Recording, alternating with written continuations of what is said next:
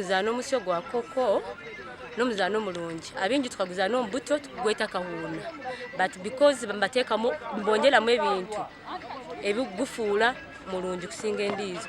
Secondly, ekirungi ekigurumu nti tugukwetagisa materials nyingi. Nugwo omuzaano oguli a bit cheap mu bintu byonna ebitukukola cause ekyokwenda n'ebyokukola esiiwe nk'omuzaani n'ekisaayi ebindi kindi ebikwetaaga nti emipiira nti manya kino.